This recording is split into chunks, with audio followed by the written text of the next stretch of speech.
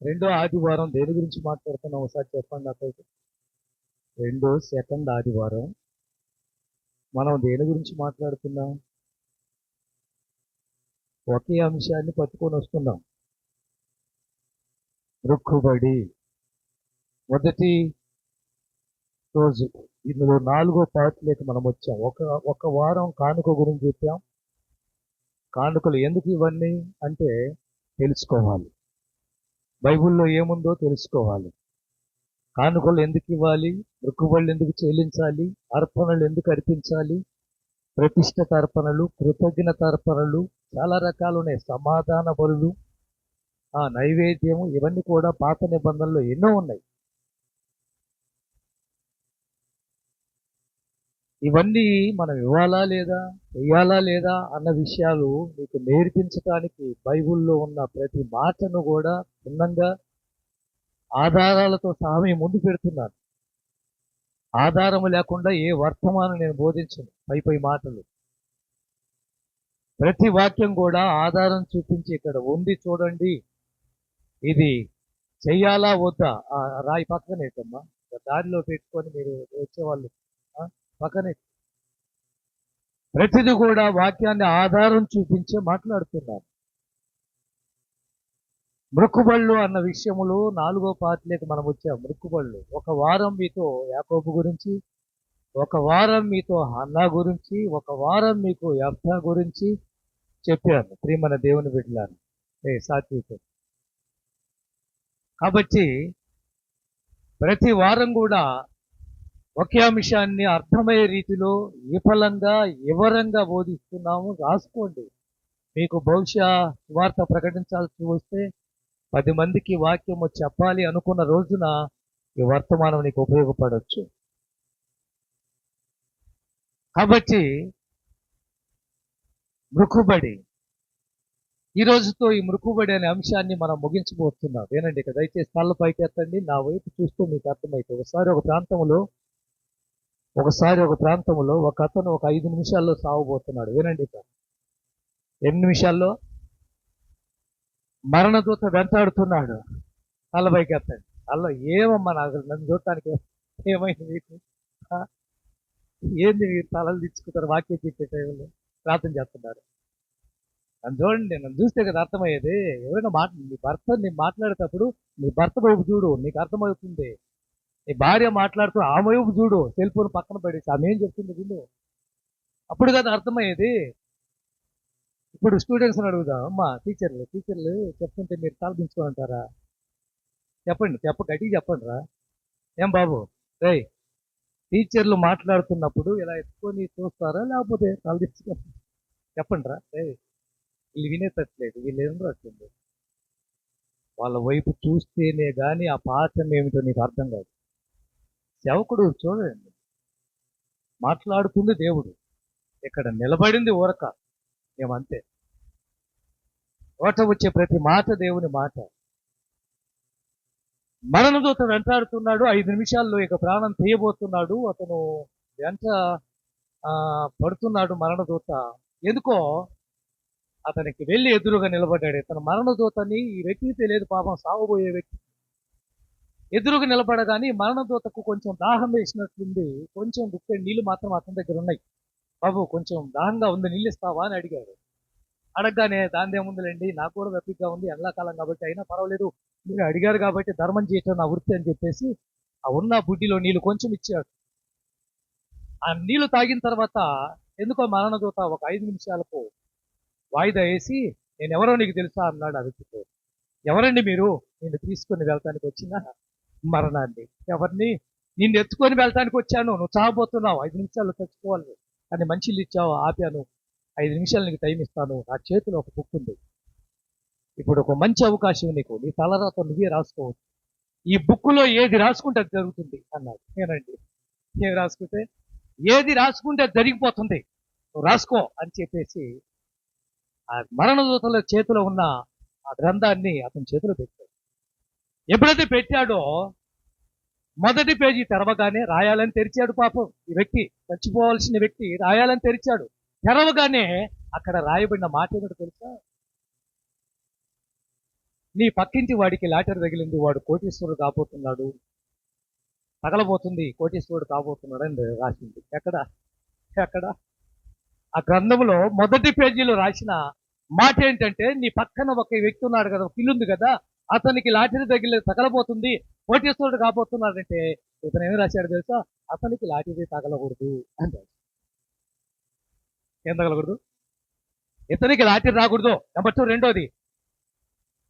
రెండోది తెరవగానే మీ స్నేహితుడైన వాడు ఎన్నికల్లో నిలబడ్డాడు, అతను గెలవబోతున్నాడు అని రాసింది. అతను ఎమ్మెల్యే కాబోతున్నాడు అని రాసింది. అతను ఎమ్మెల్యే కావడానికి వీల్లేదని రాసింది. 3వ పేజీ తెరవగానే మన వీధిలో ఒక అతనికి మంచి సంబంధం వస్తుందని రాసింది. ఆ సంబంధం వాడికి రావడానికి వీల్లేదని. 4వ పేజీ తెరవగానే నీకు సంబంధించినటువంటి వారు, మీ అన్నయ్య కూతురుకు ఒక మంచి ఉద్యోగం వచ్చిందని రాసింది.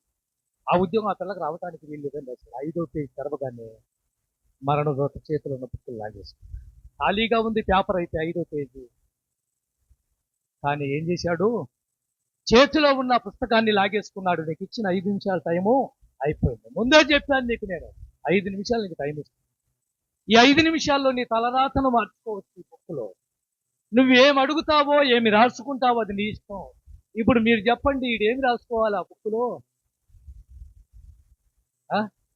5 నిమిషాల్లో చచ్చిపోతున్నాను అన్నాడు కదా.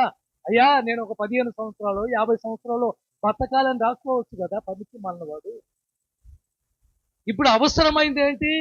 అతను చచ్చిపోతున్నాడు, బతకాలి, కుటుంబం ఉంది, భార్య ఉంది, పిల్లలు ఉన్నారు, బాధ్యత ఉంది, అది కదా రాసుకోవాలి. ఆ మరణదూత అన్నాడు, నీకు ఇచ్చిన 5 నిమిషాలు నువ్వు వృధా చేశావు. ఎలా?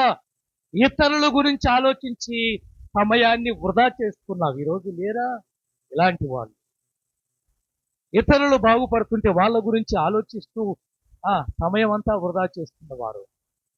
ఇతరులు మంచి సంబంధం వస్తే, ఇతరులకు మంచి ఉద్యోగం వస్తే, ఇతరులు మంచి ఇల్లు కట్టుకుంటే, ఏమండి, ఇతరులకు మంచి ఆశీర్వాదం వస్తుంటే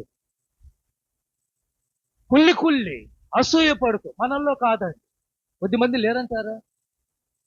మన ప్రాంతంలో లేరంటావా?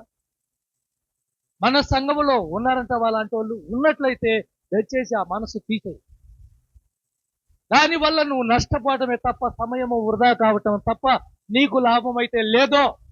ఆ రోజు మృత్యువు పొంచింది, అతన్ని ఎత్తుకోపోవటానికి సిద్ధంగా ఉంది. అతను కోరుకోవాల్సింది, అతను రాసుకోవాల్సింది ఏంటో తెలుసా? అయ్యా,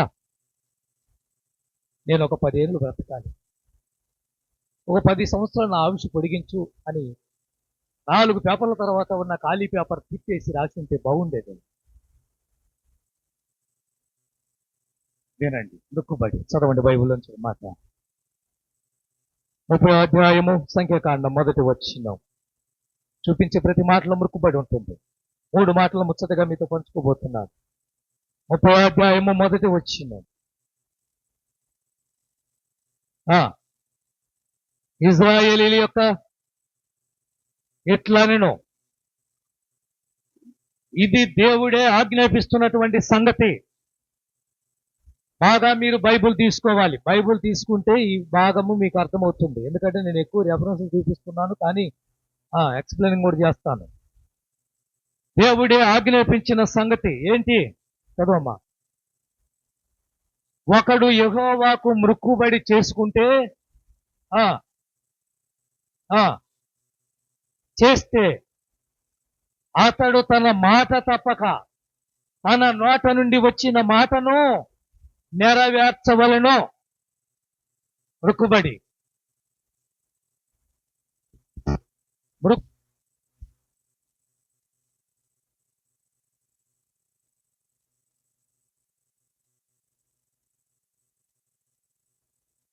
చెప్పండి, మృక్కుబడి అంటే అర్థం ఏంటి? మాట ఇవ్వడం, ఒప్పందము చేసుకోవడం, తీర్మానము చేసుకోవడం, వడంబిక చేసుకోవడం. నువ్వు ఇది నాకు చేస్తే నేను నీకు అది చేస్తాను. దీన్ని మృక్కుబడి అంటారు. మనుషుల దగ్గర కూడా చెప్తుంటాం, బ్రదర్ నాకు ఈ సహాయం చేస్తే తప్పకుండా నేను నీకు హెల్ప్ చేస్తాను అంటుంటాం. మాట. మోషే అంటున్నాడు, మీరు యెహోవాకు ఒకవేళ మాటిస్తే మీరు దేవుని సన్నిధిలో మొక్కుబడి చేసుకున్నట్లయితే అది నెరవేర్చడానికి ఎప్పుడు సిద్ధంగా ఉండండి. నెరవేర్చాలి మీరు. ఇంకొక మాట మీకు చూపిస్తాను. ద్వితీయోపదేశకాండం 23వ అధ్యాయం 21వ వచనం. నీవు నీ దేవుడైన యెహోవాకు మొక్కుకొనిన తర్వాత, నీ దేవుడైన యెహోవాకు మొక్కుకొనిన తర్వాత ఆ మొక్కుబడిని చెల్లించుటకు కడువు చేయకూడదు.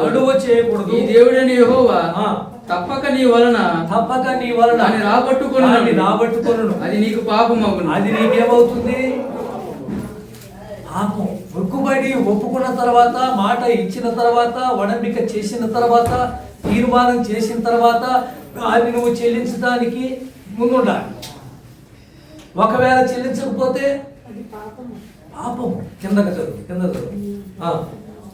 నువ్వు మొక్కుకొనిన ఎడల నీ యందు ఆ పాపం ఉండదు. నీ పెదవుల నుండి బయలుదేరిన మాటను నెరవేర్చుకొని నీ దేవుడిని యెహోవాకు మొక్కుకొనిన ప్రకారము నీవును నీ నోట పలికినట్లు స్వేచ్ఛార్పణ అర్పింపవలెను. నీవు నీ పొరుగువానికి ద్రాక్ష తోటకు వచ్చినప్పుడు, ఒకవేళ చెల్లించకపోతే చెప్పాలి. అక్కడే ఇచ్చాడు. చెల్లించకపోతే పాపము. పాపం ముందరే కింద తర్వాత దాన్ని నీ వలన ఎలా రాబట్టాలో యెహోవాకు బాగా తెలుసు. మొక్కుబడి గురించి అమ్మా, కానుకల గురించి కాదు నేను చెప్తుంది. కానుకల సబ్జెక్ట్ అయిపోయింది. 10వ భాగం గురించి కాదు నేను చెప్తుంది. ఓన్లీ ఒప్పందం. మొక్కుబడి ఇప్పుడు చదువుకుంటే 10th క్లాస్ వాళ్ళు ఏం చేస్తారు? 10th క్లాస్ వాళ్ళు ఏం చేస్తారు? రేపు ఎగ్జామ్ టైంకి వచ్చినప్పుడు, ప్రభువా దయచేసి ప్రతి సబ్జెక్టులో నేను అనుకున్న దానికంటే ఎక్కువ మార్కులు వస్తే నీ సాక్షిగా నేను పంచుకుని. ఇది మొక్కుబడి. అది మనసులో అనుకున్నా, పెదవులు దాటి వచ్చినా మొక్కుబడే. నేను మనసులో అనుకున్నానండి అంటుంటారు. హిందువులు చెప్తుంటారు నాకు మొక్కుంది అంటుంటారు. కాబట్టి మొక్కుబడి చెల్లించకపోతే, మొక్కుబడి తీర్చకపోతే పాపము. నెంబర్ 2, ఏం కాదులే అని అశ్రాంత చేసామనుకో. చెప్పండి ఏం కాదులే అంటే నీ వలన ఎలా రాబట్టాలో దేవుడికి బాగా తెలుసు. ఇది మోషే ధర్మశాస్త్రము. నీ వల్ల ఎలా రాబట్టాలో ఆయనకు బాగా తెలుసు. నీ వల్ల ఎలా పట్టుకొని బయటికి లాగాలో కూడా దేవుడికి తెలుసు.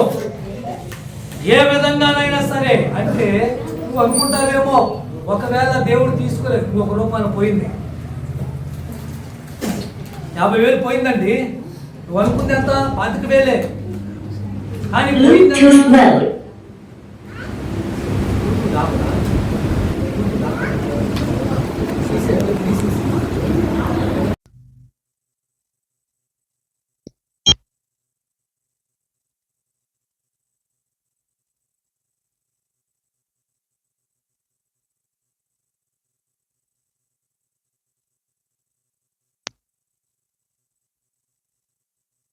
డెబ్బై 76వ కీర్తన 11వ వచనం. 76వ కీర్తన 11వ వచనం.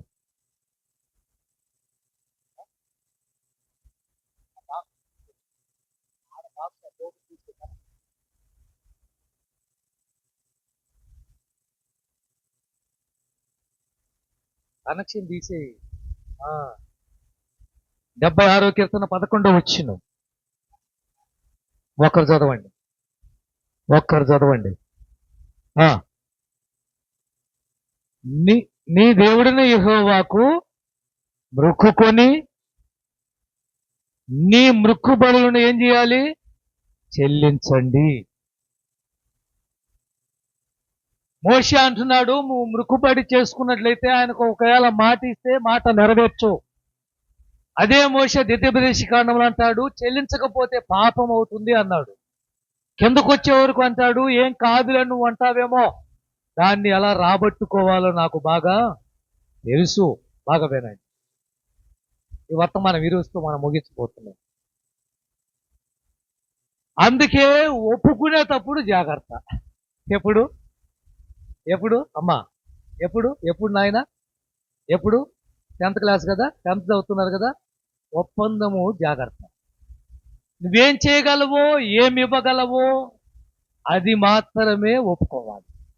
నోరుందని, ఏం కాదని, బహుశా నువ్వు ఏది పడితే ఆ సమయంలో ఆపదలో వచ్చే మృక్కుబళ్ళు ఇవన్నీ ఒప్పందాలే. ఆపదలో ఉన్నప్పుడు ఏం చేస్తాం, అది చేస్తాం ఇది చేస్తామని కోతలకు వస్తాం. ఆపద వెంటనే దేవుడు పరిష్కారం చేసేసాడు. ఇప్పుడు ఆ ఒప్పందం తీర్చాలంటే నీ చేతిలో డబ్బు లేదు. అప్పుడు ఏం చేయాలి, పరిస్థితి ఏంటి? సామెతల గ్రంథం 21వ అధ్యాయం 25వ వచనం.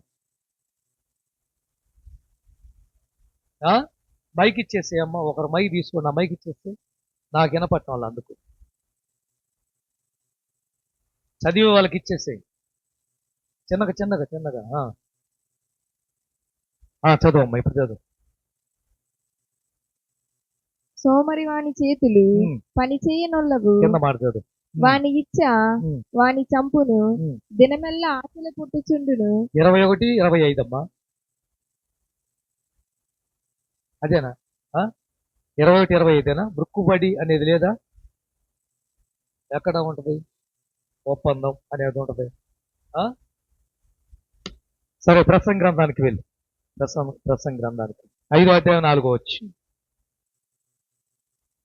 నీవు దేవునికి మొక్కుబడి చేసుకుని ఎడల దానిని చెల్లించుటకు ఆలస్యము చేయకుము. ఆలస్యము చేయొద్దు. బుద్ధిహీనుల యందు ఆయనకి ఇష్టము లేదు. నీవు మొక్కుకొనిన దాన్ని చెల్లించుము. నీవు మొక్కుకొనిన దాన్ని చెల్లించుము. నీవు మొక్కుకొని చెల్లింపకుండుట కంటే మొక్కుకొనకుండుటయే మేలు. మేలు.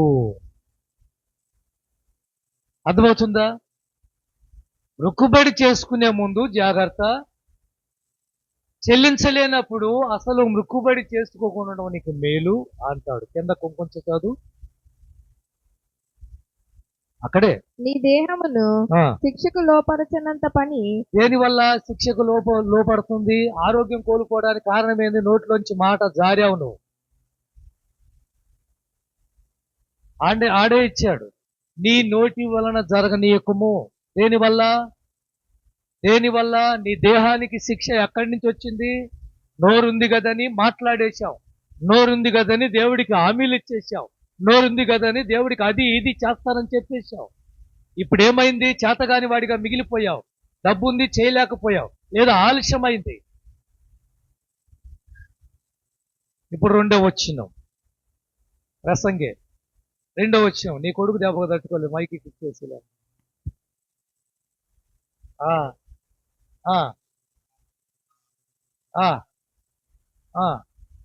చూశావా? దేవుని సన్నిధిలో అనాలోచనంగా మాట్లాడటానికి త్వరపడద్దు. దేవుని మందిరములో ఎలా పడితే అలా మాట్లాడి ప్రామిస్ చేసి మాట ఇవ్వటానికి త్వరపడకు. ఆలోచించు. ఆ రోజు యెఫ్తా ఏమయ్యాడండి? నా ఇంట్లో నుంచి ఎదురుగా వచ్చేది ఇస్తానన్న వాడు ఏమైంది? ఒక్కగాను ఒక కూతురు ఎదురొచ్చింది. ఆ కూతురునే దేవునికి ఇవ్వాల్సి వచ్చింది. అందుకే మృక్కుబళ్ళు విషయంలో జాగ్రత్తగా నిర్ణయాలు తీసుకొని మాట ఇవ్వాలి దేవునికి. మంచిది. చాలా విషయాలు గత 3 వారాలుగా మీతో మాట్లాడాను. 3 మాటలు. ఎలాంటి మృక్కుబడి అర్పణ దేవునికి ఇవ్వాలి? మొదటి మాట గుర్తుపెట్టుకోండి. ఎలాంటి మృక్కుబడి అర్పణ అంటే మృక్కుబడిలో అర్పణ ఉంది, దేవునికి ఇవ్వాలి. చెప్పండి, ఎలాంటిది ఇద్దాం? కాదు, కుంటిదాన్ని ఇద్దాం, గుడ్డి గోరిని ఇద్దాం, లేకపోతే మనకు పనికిరాంది ఇచ్చేద్దాం. లేవికాండం 22వ అధ్యాయం 17వ వచనం. చాలా అద్భుతమైన సందేశం. జాగ్రత్తగా విన్నట్లయితే మనకు అంశం అర్థమవుతుంది. 22వ అధ్యాయం 17వ వచనం. సెలవిచ్చెను, కుమారులతోనూ అందరితోనూ ఇలా చెప్పుము, పరదేశిలో గాని ఎవడు యెహోవాకు దహన బలిగా స్వేచ్ఛ అర్పణలైనను మొక్కుబడులైనను అర్పించును. వాడు అంగీకరింపబడినట్లు గోవుల్లో నుండి గొర్రె మేకల్లో నుండి దోషము లేనిదై ఉండవలెను. చెప్పండి, దేవునికి ఇచ్చే మొక్కుకున్నావు. ఒక పొట్టేలుని ఇస్తానని మొక్కుకున్నావు, ఒక మేకపోతుని ఇస్తానని మొక్కుకున్నావు, ఒక లేగ దూడని ఇస్తానని మొక్కుకున్నావు. పశువుల గురించి చెప్తున్నాను. ఇస్తానన్న తర్వాత నువ్వు అనుకున్నట్టుగా జరిగింది. నీ మొక్కుబడి తీర్చుకోవాల్సి వచ్చినప్పుడు ఇచ్చేది శ్రేష్టమైనది ఉండాలి, మంచిదై ఉండాలి, దోషము లేనిదై ఉండాలి. అందుకే సంఖ్యాకాండం 6వ అధ్యాయం ఇంటికి వెళ్ళా చదువుకోండి. మీరు మొక్కుబడి చేసుకుంటే, మీ వెంట్రుకలు ఇవ్వాలని నాజూరు చేయబడితే, ఈ నాజూరు అయ్యేంత వరకు వాడు ఎలా ఉండాలి, ఆవిడ ఎలా ఉండాలి. ఆమె ఇప్పుడు మీ పిల్లలకు పుట్టెంటుకలు, మా పిల్లలు ఇద్దరు పెద్దవాళ్ళకి పుట్టెంటుకలు తీశాను నేను. అప్పటి వరకు ఆ పిల్లల్ని ఎలా పెంచాలి? ప్రత్యేకంగా ఉండాలి. వాళ్ళు ప్రత్యేకంగా ఉంచితేనే ఆ అర్పణ బాగుంటుంది దేవునికి.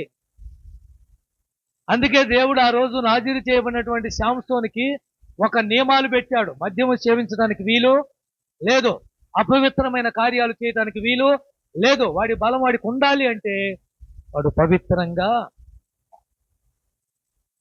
దేవునికి ఇచ్చే విషయానికి వచ్చినప్పుడు ఎలాంటిది ఇవ్వాలి? మంచిది ఇవ్వాలి. ఎలాంటిది ఇవ్వాలి? అందులో మృక్కుబడిలో మొన్న ఎప్పుడో చెప్పాను, ఏరు దాటిన దాకా మల్లన్న, ఏరు దాటాక ఓడి మల్లన్న. వాడు ఎవరమ్మా మీ అన్న అని అడిగిందంట ఆవిడ. ఏరు దాటాక అడిగితే వాడెవడో బోడి మల్లయ్య, నాకేం తెలుసు అన్నదట. అంటే ఏరు దాటిన దాకానేమో అన్న అన్న అన్న అన్నది, మల్లన్న అంది. ఏరు దాటాక బోడి మల్లయ్య అంది. అంటే ఇలా వాడేసుకునే వాళ్ళు లేరటావా దేవుణ్ణి? ఆపద పోయిందాక, ఆపద వచ్చినప్పుడు ఆపద నుంచి బయటపడిందాక దేవుడా దేవుడా దేవుడా దేవుడా. ఆపద కాస్త బయటపడిన తర్వాత ఏమి దేవుడో? మాయదారి దేవుడు. ఏమండి, నీ మృక్కుబడి ఎలాంటిదై ఉండాలి? నువ్వు ఇచ్చేది ఎలాంటిదై ఉండాలి? అది ఒక ప్రత్యేకంగా ఉండాలి, దోషము లేనిదై ఉండాలి, లోపం ఉండటానికి వీల్లేదు, కుంటిదై ఉండకూడదు, గుడ్డిదై ఉండకూడదు. మలాకీ గ్రంథం 1వ అధ్యాయం 8వ వచనం. 1వ అధ్యాయం 8వ వచనం. అదిగో దేన్ని? గుడ్డిదాన్ని తీసుకొని బలిగా అర్పిస్తే కాదా? అర్పిస్తే అది పాపం కాదా? ఇస్తావా నువ్వు? నీ యజమానికి ఇస్తావా? నీ అధికారికి ఇస్తావా? నీ పైన ఉన్నటువంటి మంచి వ్యక్తి, ఒక వ్యక్తి ఉన్నాడు నిన్ను పాలించేవాడు, అతనికి తీసుకెళ్లి పనికిరానిది ఇస్తావా? మరి దేవునికి ఇచ్చే విషయంలో పనికిరానిది ఎందుకు ఇస్తున్నారు? దేవుని కాడికి వచ్చే వరకు నీకు పనికిరానిది, నీకు ఉపయోగం లేనిది. ఇందాక అబ్బాయి చెప్పాడు, కానుకలు ఎవరో పిల్లలు వేస్తారులే, ఎన్ని మనం అనకూడదు. చిరిగిన నోట్లు వేసుకుంటారు అని, అది కూడా వాస్తవమే. మనకు పనికి రావురా, దేవునికైతే పనికి వస్తారు. అట్లాగా ఏమండి కదా? నీ మృక్కుబడి అలాంటిదై ఉండాలి, మంచిదై. ఉదాహరణ, కయ్యోను ఏబోలు ఎవరి కొడుకులు? ఇల్లు ఆదాము మొదటి పిల్లలు ఇల్లు. కయ్యోను పెద్దోడు, ఏబేలు చిన్నోడు. కయ్యోనేమో పొలము సేద్యపరిచేవాడు, ఏబేలేమో గొర్రెలను మేపేటువంటి వాడు. ఇద్దరు ఒకరోజు దేవునికి అర్పణ ఇవ్వాలని వచ్చారు. అర్పణ ఇవ్వాల్సి వచ్చినప్పుడు కయ్యోను అర్పణ, ఏబేలు అర్పణ పక్కనే పెట్టారు. కయ్యోను ఏం తెచ్చాడు చెప్పండి? పొలము పంటలో కొంత తెచ్చాడు. ఏబేలు ఏం తెచ్చాడు? తన గొర్రె మందల్లో తొలిచూలు పిల్లల్ని తెచ్చాడు. కొవ్వినవి అని రాయబడింది, ఇతను కొంత అని రాయబడింది. వినండి, బాగా వినండి. ఇద్దరు తెచ్చి అక్కడ పెట్టినప్పుడు కయ్యోను అర్పణ దేవుడు లక్ష్య పెట్టలేదు, ఏబేలు అర్పణ దేవుడు లక్ష్య పెట్టాడు. ఎందుకు? వినండి. ఎందుకని ఏబేలు అర్పణను దేవుడు స్వీకరించాడు, కయ్యోను అర్పణని పక్కకు నెట్టేశాడు. ఏమైంది? ఆ ఏమైంది? కయ్యోను అర్పణని దేవుడు ఎందుకు లక్ష్య పెట్టలేదు, అంగీకరించలేదు? ఏబేలు అర్పణ దేవునికి ఎందుకు సువాసనగా వెళ్ళిపోయింది? దేవుడు ఏబేలు అర్పణలు తీసుకున్నాడు, అంగీకరించాడు, స్వీకరించాడు. ఏమైంది అంటే అక్కడ రాయబడిన మాటలు మీరు గమనించండి. ఎన్నిసార్లు చెప్పినా కయ్యోను ముందు అర్పణ తెచ్చింది కయ్యోనే, మొదట కయ్యోనే. కొంత అని రాయబడింది, కొంత. కిందకు వచ్చే వరకు ఏబేలు గురించి మనం చూసినట్లయితే త్రొవ్విన వాటిలో తొలిచూలు పిల్లలను అని రాయబడింది. బాగా అర్థం చేసుకోండి. ఉదాహరణ బాగా వినండి మీరు. ఆదాము చెప్తేనే అర్పణ ఇచ్చారు వీళ్ళు. వీళ్ళకేం తెలుసండి? ఆదాము ఏం చెప్పాడు? అరే, దేవుని మాట వినక మాకు దరిద్రం పట్టిందిరా, మా వల్ల భూమి శపించబడిందిరా, గచ్చ పొదలు ముళ్ళ పొదలు మొలుస్తున్నాయిరా, మీరు ఒక ఒప్పందం చేసుకోండిరా. ఆ తల్లి తండ్రి ఇద్దరు చెప్పుంటారు కయ్యోనికి ఏబేలుకు, మరే నువ్వు పొలం వేస్తున్నావు కదా, దేవునికి చెప్పరా, అయ్యా పంట బాగా వస్తే మొదటి భాగం నీకు ఇస్తానని చెప్పరా అని ఆదాము చెప్పుంటాడు. లేకపోతే వీళ్ళు బృక్కుబళ్ళు ఎలా చెల్లిస్తారు, వీళ్ళు అర్పణ ఎలా ఇస్తారు? తల్లిదండ్రులు చెప్తేనే కదా. కయ్యోనికి చెప్పుంటాడు, ఏబేలుకు చెప్పుంటాడు. ఏబేలు గొర్రెలు రాస్తున్నావు కదా, తొలిచూలు పిల్లల్ని ఇస్తానని ఒప్పుకో అని ఉంటాడేమో అని చెప్పిన మాటలను బట్టి ఇద్దరు అర్పణ తీసుకెళ్ళినప్పుడు తేడా ఏంటంటే, మొదటిది అంతా ఇవ్వవలసిన కయ్యోను కొంత కొంత కొంతనే మాట అన్నకాడ ఎవరు గుర్తుకొస్తారు చెప్పండి మీకు? కొంత. అబ్బా ఏం చెప్పిందమ్మా, ఒక్కొక్కసారి అన్నామని తప్పలు కొట్టండి. ఏమండి, ఆ రోజు పొలం అమ్మి అపోస్తుల పాదాల దగ్గర ఆస్తులు తెచ్చి పెడుతున్నారు చాలా మంది. అందులో అననీయ సప్పీరా ఇద్దరున్నారు కదా. వీళ్ళిద్దరు కూడా పొలం అమ్మి దేవునికి ఇద్దామని ఒప్పందం చేస్తున్నారు, మాట ఇచ్చేశారు. ఇద్దరు మనసులో అనుకున్నారో లేక ఇద్దరు కలిసి మాట్లాడుకున్నారో, అందరు ఇస్తున్నారు, మనము ఇద్దాం పేతురు గారికి అని చెప్పి పొలం అమ్మి కొంత దాచుకొని, అపోస్తుల కార్యాలు 5వ అధ్యాయం చదవద్దు, కొంత దాచుకొని ఇప్పుడు ఎంత ఇవ్వాలి? వాళ్ళు మాట ఇచ్చిన ప్రకారం ఎంత ఇవ్వాలి? అంతా ఇవ్వాలి. ఎందుకు మాట ఇచ్చారు? పొలం అమ్మి అంతా దేవునికి ఇద్దాము అని ఇద్దరు అనుకున్నారు. అనుకున్న వాళ్ళు ఏం చేశారు? కొంత దాచుకొని. అందుకే పేతురు అంటాడు, కొంత దాచుకున్నావు నువ్వు, దేవుని సొమ్మును దాచుకున్నావు నువ్వు, నీ దగ్గర ఉన్నప్పుడు అది నీదే, దేవునికి మాట ఇచ్చిన తర్వాత అది నీది కానే కాదు. ఇప్పుడు ఏబేలు అర్పించిన అర్పణ ఎలాంటిది? శ్రేష్టమైన అర్పణ. ఏబేలు అర్పణ గురించి ఎబ్రీ పత్రికలు రాసి పెట్టాడు, నాకు అబ్బాయి చెప్పినట్టుగా. ఎబ్రీ గ్రంథకర్తకి వెళ్ళండి, 11వ అధ్యాయం 4వ వచనం.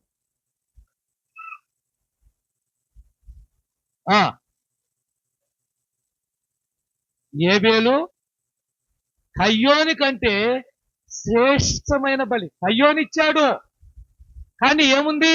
లోపముంది. కయ్యోని దేవునికి ఇచ్చాడు. ఎలా ఇచ్చాడు? కొంత ఇచ్చాడు. ఏబేలు ఎలా ఇచ్చాడు? శ్రేష్టమైంది. అయ్యా, జీవాలు మందలు బాగా ఫలించి బాగా పిల్లలు పెడితే అందులో మొదటి అన్ని నీకు ఇచ్చేస్తానని ఒప్పుకున్నాడేమో, అందుకే మొదటి తొలిచూలు పిల్లలను దేవునికి ఇచ్చేశాడు. ఆ రోజు సారేపతి అనే ఎదవరాల ఇంటికి ఏలియా వెళ్ళినప్పుడు ఆయన చెప్పిన మాట ఒకటే, అమ్మా భయపడద్దు, మొదటి అప్పము నాకు తెచ్చి ఇచ్చేది. ఏ అప్పము?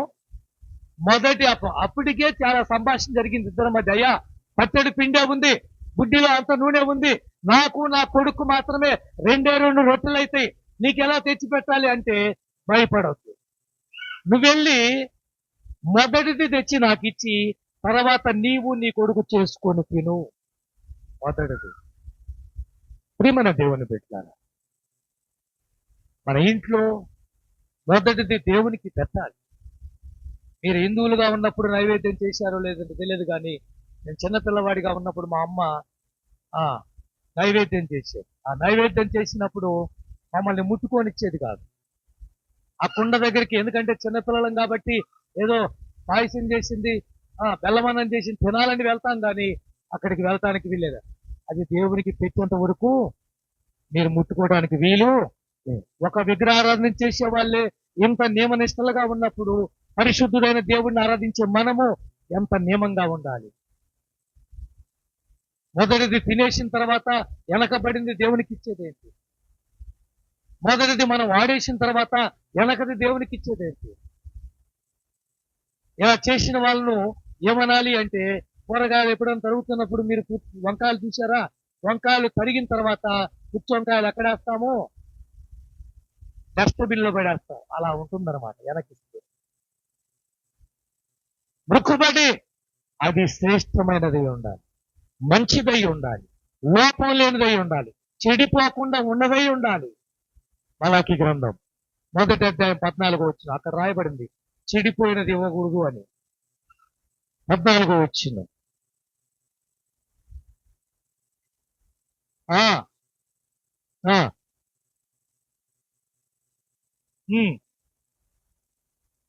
సెలవిచ్చుచున్నాడు కాబట్టి తన మందలో చేసి చెడిపోయిన దానిని,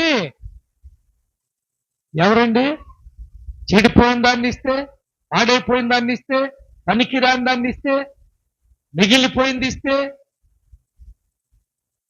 మనం ఇచ్చేది దేవాతి దేవుడు, మనం చేసేది పరిశుద్ధుడైన దేవుడు. ఆయన మహాగణుడు, మహాకాశాలు పట్టజాలటువంటి దేవుడు. అలాంటి మహనీయుడికి ఇచ్చేది మంచిది తీసుకెళ్ళి ఆయన చేతులు పెట్టాలి. మొక్కుబడి, ఎలాంటి మొక్కుబడి అర్పణ ఇవ్వాలి? మంచిది లేక శ్రేష్టమైనది ఇవ్వాలి. ఆ రోజు కయ్యూను ఏం చేశాడు? ఎప్పుడైతే దేవుడు నాకు వద్దు అన్నాడో, ఏమయ్యాడు కయ్యూను? కోపం వచ్చాడు, ఉద్రేకం వచ్చేసింది. ఎందుకంటే నాకు తీసుకో, మంచిది ఇవ్వలేదు కదా, నాకెందుకో, పనికిరాని నాకెందుకో.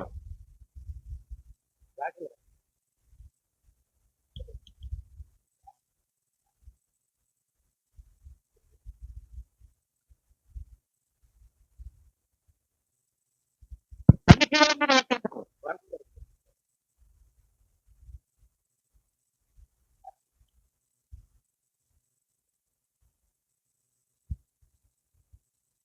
కయ్యూను మిక్కిలి కోపం తెచ్చుకొని, ఎంత కోపము, ఎంత కోపము!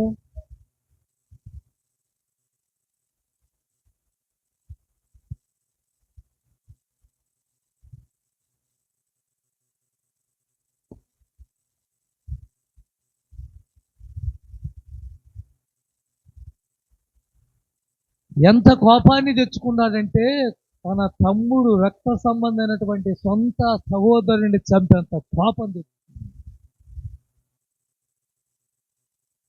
ఆ కోపానికి తన తమ్ముడి ప్రాణాన్ని తీసిపడేశాడు. ప్రియమైన దేవుని బిడ్డలారా వినండి, కోపం కోపం ఎన్ని వినాశనాలు చేస్తుంది ఈరోజు కోపాన్ని. ఆ కోపం వల్ల భర్త, భార్య, పిల్లలు, కుటుంబం ఏది తీసుకొని కొడతారో, ఏది పగల కొడతారో, ఎలా ప్రవర్తిస్తారో కూడా తెలియదు. ఈ కోపపడే ఆవేశం వల్ల చాలా చాలా నష్టపోతున్నటువంటి పిల్లలు కూడా ఉన్నారు.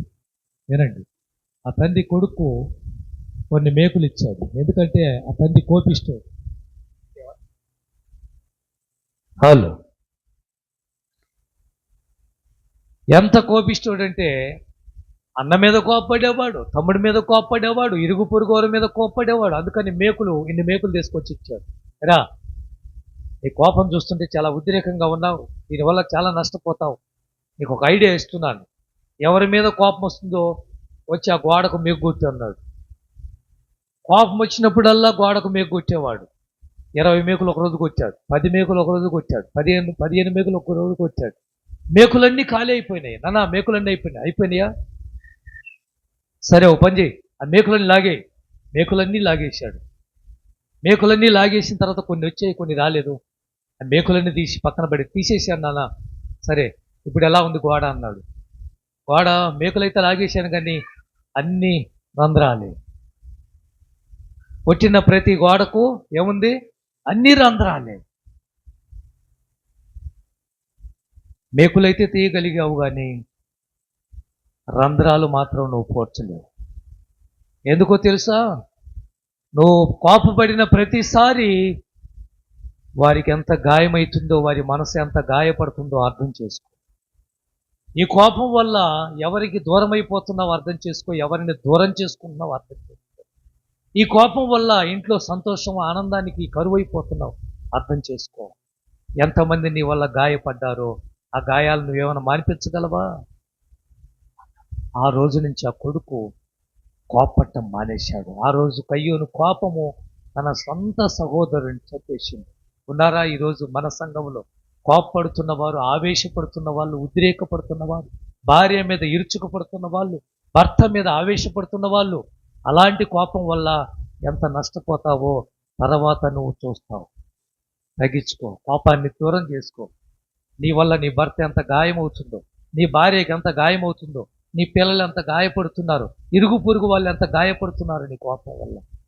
కయ్యోను ఆ ఉద్రేకం వల్ల తమ్ముడిని పోగొట్టుకున్నాడు. ఆఖరికి ఏమయ్యాడు తెలుసా? శాపగ్రస్తుడిగా, దేశదిమ్మరిగా మిగిలిపోవాల్సి వచ్చాడు. రెండో మాట మృక్కుబడి. రెండో మాట మీకు చెప్తున్నాను.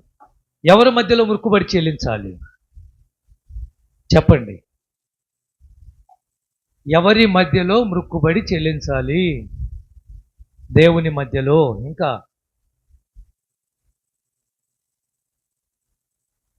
మృక్కుబడి ఎవరి మధ్యలో చెల్లించాలి? ఒప్పుకున్నావండి, ఒప్పందం చేసుకున్నావు, మృక్కుబడి తీర్చుకోవాలి. ఎక్కడ?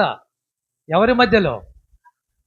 సమాజము మధ్యలో, దేవుని యందు భయభక్తులు గల వారి మధ్యలో నీ మృక్కుబడులు చెల్లించాలి. నీ మనసులో పెట్టుకుంటే కుదరదు. ఇది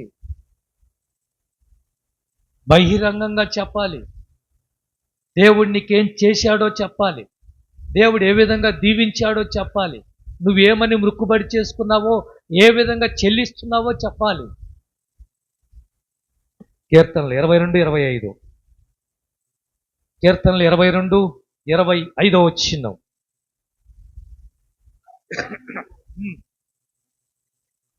పాడిదను ఆయన యందు భయభక్తులు గలవారి ఎదుట. ఎక్కడ?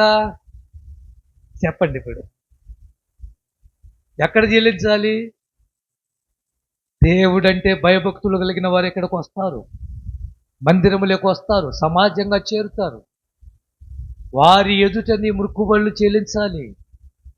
నేను మా ఊర్లో మా పెద్దబ్బాయికి మృక్కుబడి చేసుకున్నాను. మా పెద్దమ్మాయికి ఎంచుకలు తీసినప్పుడు సంఘం మొత్తానికి భోజనం పెడతాను.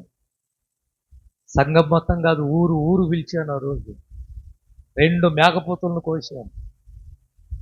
ఏమండి, వాళ్ళిద్దరి పేరు మీద పాస్టర్ గారిని పిలిపించి ప్రార్థన చేసి బలి అర్పణగా అర్పించేసి సంఘానికి కడుపు నిండా అందరికీ భోజనం పెట్టాను. అందరి మధ్యలో సాక్ష్యం చెప్పాను. ఎందుకురా ఈ ముక్కుబడి? ఏంటి, ఎందుకు పోతులు వస్తున్నావు అంటే, దేవుడు నా కొడుకును కూతుర్నిస్తే నేను వారి పుట్టింటికల రోజు ఇలా చేస్తానని ఒప్పుకున్నానని చెప్పాను. బహిరంగంగా చెప్పవలసినవి కొన్ని రహస్యంగా గుండెల్లో పెట్టుకోవాల్సినవి కొన్ని ఉన్నాయి. ఇదేం చేయాలి? బహిరంగంగా చెప్పాలి.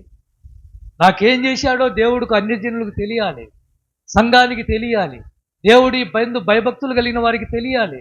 నీ మనసులో పెట్టుకుంటే ఎవరికి తెలుస్తుంది? నీ గుండెల్లో పెట్టుకుంటే ఎవరికి తెలుస్తుంది దేవుడు ఏం చేశాడు అన్నది? సమాజం అంటే ఏమనుకుంటున్నారు మీరు? చదవండి 82వ అధ్యాయం కీర్తనలు 1వ వచనం. సమాజం అంటే చెప్తున్నాను. ఎక్కడున్నాడు దేవుడు? ఉన్నాడా లేడా? దేవుని సమాజంలో దేవుడు ఉన్నాడు. అందుకే ఆయన గురించి మహిమపరచాలి. ఆయనకు మహిమ రావాలి నీ వల్ల. నువ్వు కడుపులో పెట్టుకొని, గుండెల్లో పెట్టుకొని దేవుడికి తెలుసు అనుకుంటే ఎలా? మొక్కుబడి దేవుడికి తెలుసులే, ఇది ఇస్తే సరిపోతుందిలే అదేంటి ఎలా? ఎందుకు ఇచ్చావు?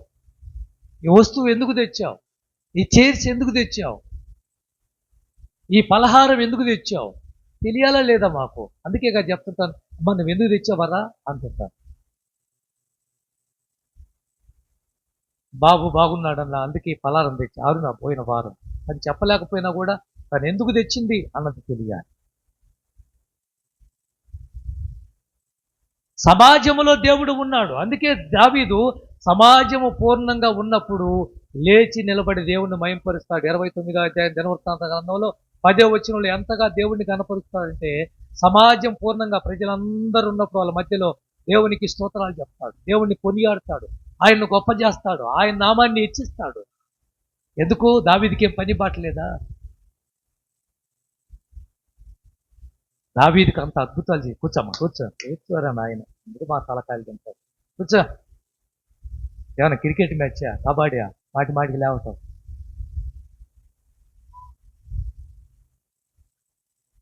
ఇప్పుడు చెప్పండి, సాక్ష్యం చెప్పాలా వద్దా? చెప్పాలా వద్దా? ఇంటర్మీడియట్, 10th క్లాసు, డిగ్రీ వాళ్ళు రేపు మంచి మార్కులు తెచ్చుకుంటే 10thలో సాక్ష్యం చెప్పాలా లేదా? చదువుకున్న పిల్లలు రేపు మంచి ఉద్యోగం ఇస్తే సాక్ష్యం చెప్పాలా లేదా? సాక్ష్యం చెప్తే కదా దేవుడు నీకేం చేశాడు తెలిసేది. హాస్పిటల్లో 4 రోజులు ఉన్నావు, బయట పడలేకపోయావు, దేవుడు ఏదో కనికరించి బయటికి తెచ్చాడు, సాక్ష్యం చెప్పాలా లేదా? ఎక్కడ? సమాజములో. ఎక్కడ? సమాజములో, సంఘములో.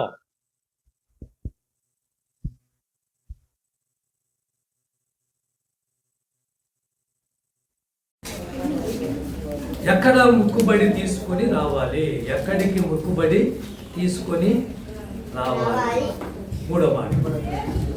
మొదటి మాట చెప్పండి, ముగిద్దాం. ఎలాంటి ముక్కుబడి అర్పణ దేవునికి ఇవ్వాలి? మంచిది ఇవ్వాలి. నెంబర్ 2, రెండోది, ఎవరి మధ్యలో ముక్కుబడి చెల్లించాలి? సమాజంలో, సంఘములో, దేవుని యందు భయభక్తులు కలిగిన వారి ఎదుట దేవుని గురించి చెప్పాలి. మూడోది, ఎక్కడికి ముక్కుబడి తీసుకొని రావాలి? ఎక్కడికి తీసుకొని రావాలి? దేవుని మందిరానికి. ఎక్కడికి తీసుకొని రావాలి చెప్పండి.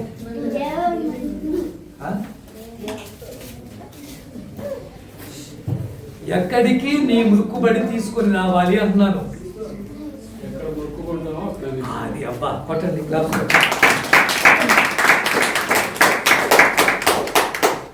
ఎక్కడ ఒప్పందం చేసుకున్నావో, ఎక్కడ ప్రార్థించేసావో, ఎక్కడ మాటిచ్చావో, ఎక్కడ ఒప్పందం చేసుకుని ప్రభువా కార్యం జరిగించని చెప్పుకున్నావు, అక్కడికే వెళ్ళాలి ముక్కుబడి.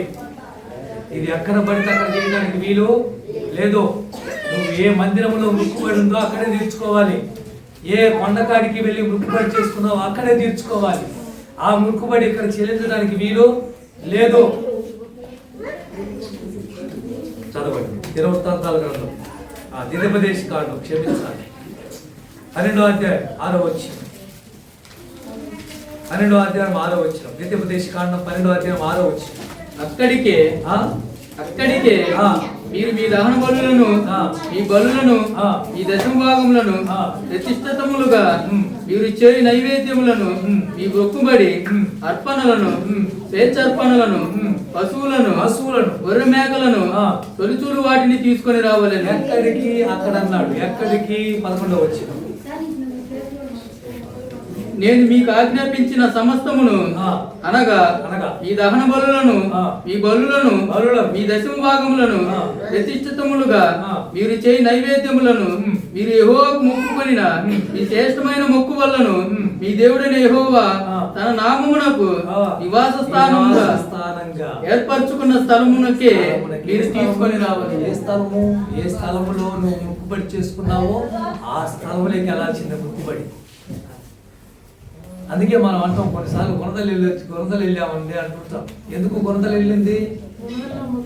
ఆడ ముక్కుబడింది. అర్థమవుతుందా మీకు? నువ్వు ఎక్కడ ముక్కుబడి చేసుకున్నావో అక్కడికి నీ ముక్కుబడి తీసుకొని వెళ్ళాలి. ఇది బైబిల్ చెప్పే సత్యము. ఆ రోజు శిలోను మందిరానికి ఎందుకు రావాలి అన్నా? అక్కడే ముక్కుబడి చేసుకుంది ఆవిడ. అక్కడే ముక్కుబడి చేసుకుంది కాబట్టి 3 ఏళ్ళు పాలు విడిచిన బిడ్డను తీసుకుని వచ్చి, అయ్యా నేను అప్పటికే ఏలి పాస్టర్కు కళ్ళు మందగించే, నేనయ్యా ఒకప్పుడు వచ్చి నీ దగ్గర ప్రార్థన చేసుకున్న అమ్మాయిని, నేను బిడ్డ కావాలని అడిగిన దాన్ని నేను ఆ బిడ్డను ఇవ్వటానికి వచ్చాను. ఇది వీడే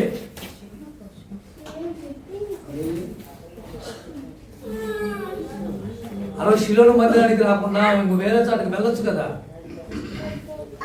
యాకోబు బేతేలు దేవుడిని ఎక్కడైతే మొక్కుబడి చేసుకున్నాడో ఆ దేవుని దగ్గరికి వెళ్ళాలంటాడు. అర్థమవుతున్నాయా? ఎక్కడికి? ఎక్కడ మొక్కుబడి చేసుకున్నాడు? బేతేలు అనే ప్రాంతంలో మొక్కుబడి చేసుకున్నాడు. అక్కడికే వెళ్ళి అర్పించాడు. వినండి, అభిషేకం ఏమంటాడు? అభిషేకం గురించి ఒక మాట చూపిస్తాను, ఇవన్నీ తెలిసినాయి కాబట్టి. అభిషేకం గురించి 2 సమూయేలు గ్రంథం 15వ అధ్యాయం 7వ వచనం. 15:7. 15వ అధ్యాయం 7వ వచనం.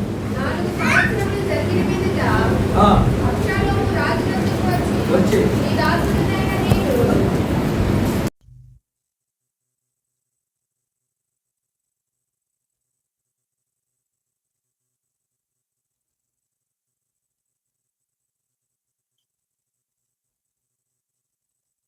మొక్కుకొంటిని గనుక ఎక్కడికి వెళ్తానంటున్నాడు? ఎందుకు ఎందుకు హెబ్రోన్కి వెళ్తానంటున్నాడు? అక్కడ మొక్కుకున్నాడు ఆయన. అభిషేకము అక్కడ మొక్కుబడి చేసుకున్నాడు కాబట్టి అక్కడికి వెళ్తాను అంటున్నాడు. ఇప్పుడు అర్థమైందా మీరు? మొక్కుబడి ఎక్కడ చెల్లించాలి చెప్పండి? నువ్వు ఎక్కడ మొక్కుబడి చేశావో అక్కడ చెల్లించవలసిన బాధ్యత మన మీద ఉంది. ఎక్కడ పడితే అక్కడ నడి రోడ్డు మీద కూర్చొని ఎంపికలు తీయటానికి వీలు లేదు. పౌలు గారి గురించి ఒక మాట చదవండి, ముగిద్దాం. 18 అపోస్తుల కార్యాలు 18. ఎన్ని పాత నిబంధనలు చూశారు, కొత్త నిబంధనలు కూడా ముక్కుబడి చూస్తే బాగుంటుందిగా. ఉండిన తరువాత పుచ్చుకొని తనకు మొక్కుబడి ఉన్నందున చాలే, తనకు ఒక మొక్కుబడి ఉంది. ఆ మొక్కుబడి కోసం బయలుదేరి వెళ్తున్నాడు పౌలు గారు. ప్రియమైన దేవుని బిడ్డలారా, మొదటిగా మొక్కుబడి అర్పణ మంచిదై ఉండాలి.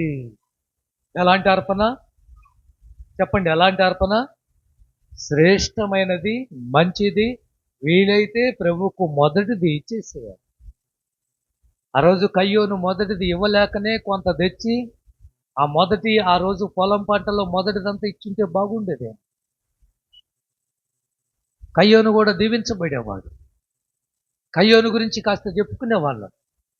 ఆ రోజు అననీయ సప్పీరా పొలమంతా ఇచ్చేసి ఉంటే బాగుండేదేమో. ఇస్తానని మాట ఇచ్చి తప్పినందువల్ల ఇద్దరు ప్రాణాలను పోగొట్టుకున్నారు. ప్రియమైన దేవుని బిడ్డలారా, మొదటి అప్పం ఇచ్చిన సారేపతి అదవరాలు 3 సంవత్సరాల కరువు రోజుల్లో ఆమె ఇల్లు సమృద్ధిగా దీవించబడింది. కడుపు నిండా తినగలిగారు. ఈరోజు మనం దేవునికి ఇచ్చే విషయంలో వెనకబడిపోయినాం. మొదటిది మనం తినేస్తున్నాం, మిగిలితే ఇస్తే ఇద్దాం లేకపోతే లేదు అనుకునే పరిస్థితులు కూడా ఉన్నాం. అర్పణ అనేది చాలా శ్రేష్టమైంది. మొక్కుబడి అనేది చాలా విలువైంది. ఈరోజు ఈ వాక్యం అయిన తర్వాత మీరు ఆఖరిలో చేయవలసింది ఏంటంటే, అయ్యా మేము చదువుకుంటున్నాం, ఈ సంవత్సరము మంచి ర్యాంకు మాకు రావాలి, ఇదే మందిరంలో నీ సాక్షిగా నిలబడతాం. అయ్యా నాకు పెళ్లి కావాలి, మంచి సంబంధం కావాలి, ఇదే మందిరంలోకి భార్యాభర్తగా వచ్చి నిన్ను మహిమపరుస్తాం. అయ్యా పిల్లలు లేరు, నాకు ఒక పిల్లోడిని ఇస్తే, ఒక కూతుర్ని ఇస్తే ఇదే మందిరంలో నీ పేరు పెట్టుకుంటాం. ఉద్యోగం లేదు, మంచి ఉద్యోగం ఇస్తే ఇదే మందిరంలో సంఘం అంతా భోజనం పెట్టుకుంటాం. ఇవన్నీ ఏమంటారు? ఇట్ను ఒప్పందాలు. నాకు మంచి ఉద్యోగాన్ని ఇస్తే ప్రతి నెల 10వ భాగం తీసిస్తాను ప్రభువా, ఒప్పందం చేసుకోండి. ఇక్కడ ఎన్నో కార్యాలు జరిగించారు దేవుడు, మీకు చేయడా? ఎన్నో అద్భుతాలు చూశాం, ఇక్కడ మీకు చూపించడా? ప్రార్థన, కళ్ళు మూసుకుందాం. దయగలిగిన మా తండ్రి మహోన్నతుడా, జ్ఞాపకం చేసుకోండి. ఈరోజు మాట్లాడిన ఈ మాటలు మా జీవితానికి, మా సంఘానికి, మా బిడ్డలకు, మా కుటుంబాలకు ఆశీర్వాదకరంగా మార్చు ప్రభువా. ఈరోజు చేసినటువంటి నాయన ఈ వర్తమానము, ఈ సందేశము నాయన, ఇక నుంచి మేము ఒప్పందం తీసుకునే ముందు జాగ్రత్తగా తీర్మానం తీసుకున్నట్లుగా కనికరించండి. చేసిన మొక్కుబడి చెల్లించుటకు సహాయం చేయండి. అలాగనే ప్రభు ఎక్కడికి వెళ్ళాలి మొక్కుబడి, ఎక్కడ చెల్లించాలంటే ఎక్కడ మొక్కుబడి చేసుకున్నామో అక్కడే ఈ ఒప్పందం చెల్లించడానికి సహాయం చేయండి. ఎలాంటి అర్పణ మంచిది ఇవ్వటానికి ప్రేరేపించమని ఎప్పటి వరకు మాట తప్పిన వారుంటే క్షమించి మాట నెరవేర్చుకోవడానికి వారిని ప్రేరేపించమని ఇవే మహిమ ఘనత ప్రభావాలు చెల్లించుకుంటూ యేసు నామమున ప్రార్థిస్తున్నాము తండ్రి. ఆమేన్.